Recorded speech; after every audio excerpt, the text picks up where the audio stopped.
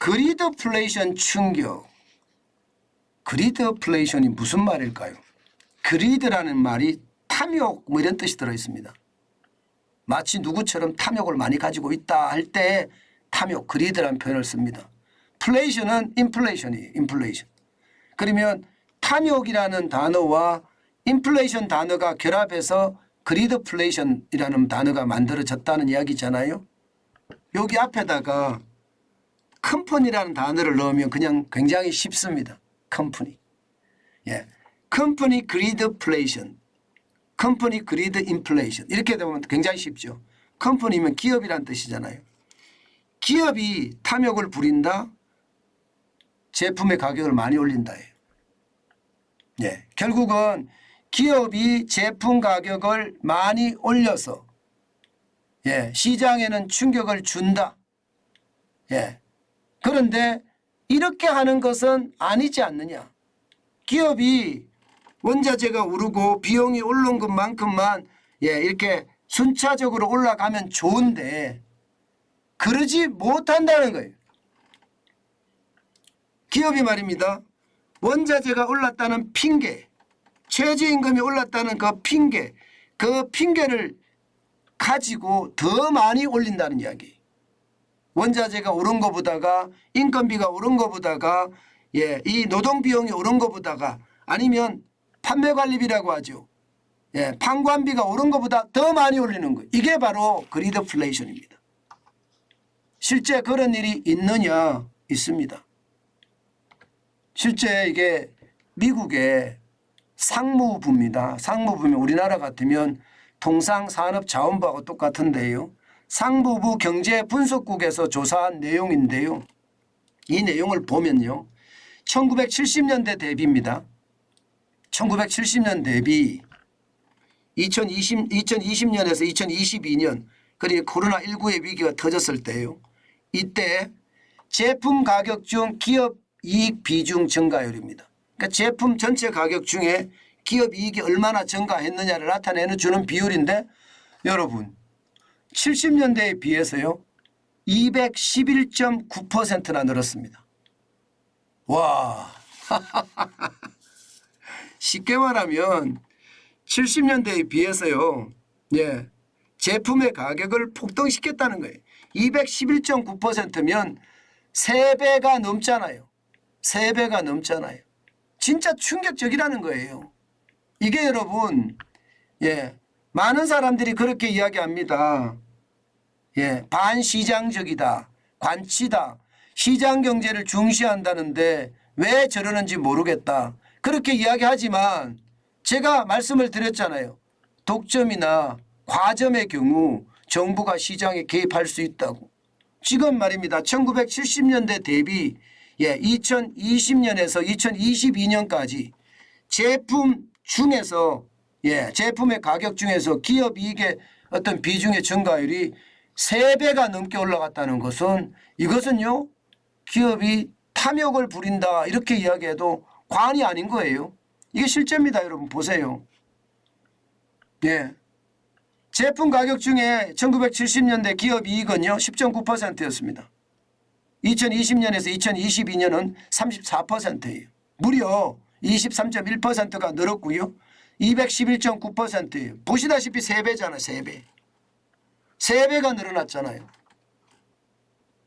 기업이 특히 말입니다. 반기업 정서를 만들어내는 게 이런 게 될 수가 있거든요. 물론 이 상황은 우리 상황하고는 좀 다릅니다. 우리 상황하고. 왜 다른가 하면요. 우리는 인건비가 장난 아니게 올라갔잖아요. 예, 우리는 인건비가 진짜 장난 아니게 올라갔습니다. 여러분도 알다시피 2017년부터 생각을 해보면 인건비가 뭐 이렇게까지 많이 올라가 이야기할 정도로 인건비 말도 못하게 올라갔고요. 인건비만 올라간 게 아니라 원자재 가격도 장난 아니게 올라갔잖아요. 그러니까 뭐 앞서 제가 이렇게 보여드린 미국 상무부의 경제 분석을 우리에게 적용하기는 좀 그렇습니다. 우리에게 바로 적용하기는. 그렇지만 올라간 것은 사실이다. 우리도. 왜냐하면 여러분도 밀가루 아시잖아요. 밀가루. 예, 사실 밀가루 가격이 많이 떨어졌거든요. 1년 전 대비해 보면 거의 50%가 떨어졌습니다. 그런데 기업은 예, 원자재 가격이 올라갔다는 이유로 예, 실제로 말입니다. 많이 올렸어요. 가격 자체를. 굉장히 많이 올렸습니다. 그런데 이거 말입니다. 안 내렸거든요. 그래서 정부가 시장에 개입을 했습니다. 실제로. 보시는 것처럼 정부가 시장에 개입을 하니까요. 농심은 4.5%를 내린다. 오뚜기는 5%를 내린다. 그리고 삼양식품은 4.7% 내린다. 팔도는 5.1% 내린다. 대한제분 여기는 6.4% 밀가루겠죠. 곰표 밀가루 아마 다 기억하실 거예요. 그만큼 내린다. 이렇게 이야기하면서 내립니다. 앞으로 말입니다. SPC 빵이나 롯데 웰푸드나 혀태제가 과자들도 가격을 다 내릴 거라고 예상을 합니다. 이거를 두고 말입니다. 이거를 두고 반시장적이다 이렇게 이야기하고요. 또 제가 예 이렇게 독점이나 가점하는 시장경제만 중시한다는 정환진인데 왜 너는 기업의 제품을 내리는 것 기업이 반시장적으로 나서는 거에 대해서 그렇게 이야기를 하지 않느냐. 왜 찬성을 하느냐. 기업 정부 편을 드느냐. 그렇게 이야기하시는 분들이 많더라고요. 심지어는요. 쌍욕을 올려가면서요. 시장주의자라는 개뿔 뭐 이렇게까지 올리는 경우도 봤습니다. 저는 이렇게 생각해요. 여러분. 무슨 생각을 하느냐. 예, 독점이나 과점 체제가 돼 있다면요. 저는 당연히 이거 바꿔야 된다고 생각합니다. 예, 이게 여러분 대한민국만 이런 게 아니거든요. 세계적으로도 보면 말입니다.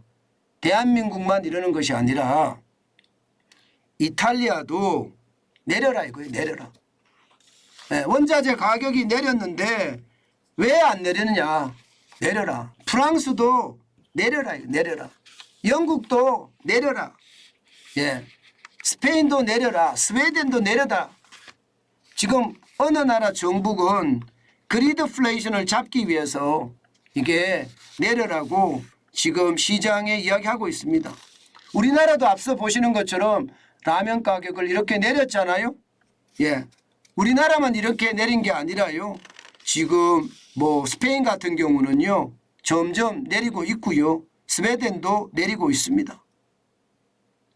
이건 여러분 반시장적이고 예, 뭐 관치다 이렇게 하기가 좀 힘들다 이렇게 생각을 한다는 뜻이에요. 그만큼 말입니다. 아니 다른 나라들도 예, 지금 하기 때문에 뭐 다른 나라가 하기 때문에 우리도 해야 된다. 이거는 아니에요. 이게 독점이나 과점 체제가 있으면 또 원재료 가격이 많이 내렸기 때문에 내릴 수 있다. 저는 그렇게 생각을 합니다. 아마 각 나라들이 이렇게 내려라 내려라 하는 이유 대표적인 게 이런 거예요. 이런 거. 이런 겁니다. 이런 거예요. 소비자 물가 추이 보세요. 소비자 물가 추이. 지금 말입니다. 예, 작년 7월에 6.3% 올라가더니 3.3%까지 떨어졌잖아요. 물가는 금리를 올리니까 잡아가는 듯합니다. 물가는 금리를 올리니까. 그런데 예, 이게 그는 소비자 물가가 안 떨어져요. 그는 소비자 물가가. 이게 안 떨어지니까 여러분 예, 시장은요. 야 진짜 충격적이다 이렇게 할 수밖에 없는 거거든요. 예, 지금 그는 소비자 물가는 예, 5월에 5%, 죄송합니다. 2023년 1월에 5%죠. 2월에 4.8%, 3월에 4.8%, 4월에 4.6%, 5월에 4.3% 안 떨어집니다. 예, 이게 핵심 물가 지수의 핵심 지표라고 하잖아요. 소비자 물가 지수는 3.3%까지 떨어졌는데 그는 소비자 물가는 안 떨어져요. 그는 소비자 물가를 구성하고 있는 그 항목들을 쭉 살펴보면요. 예, 쭉 살펴보면 실질적으로 말입니다. 이게 물가를 올릴 수밖에 없는 것들이 많아요. 공산품, 가공식품 이런 것들이 거기에 다 해당되거든요. 예, 지금 그는 소비자 물가라는 게 계절적인 요소가 있는 농산물 빼고 그다음에 일시적인 요소가 있는 기업 유가 빼고 그리고 계산하는 게 그는 소비자 물가잖아요. 그런 차원에서 본다면 정부가 물가를 잡으려고 한다. 저는 그렇게 생각하는 거예요. 물가를 잡으려고 한다. 대한민국도 이탈리아도 프랑스도 스페인도 스웨덴도 전부 다 물가를 잡으려고 한다. 그는 소비자 물가의 핵심이라고 이야기하는 가공식품의 물가를 내리면 결국 말입니다. 결국 전체 물가가 내려지는 것은 아닐까 그렇게 이야기하는 거죠. 그렇게 이야기하는 거죠.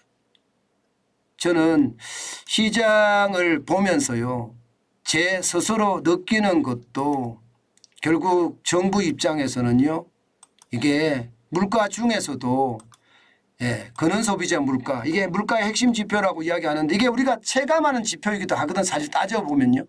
그래서 이것부터 먼저 줄이겠다 이렇게 이야기하는 것을 보면 저는 결국 말입니다.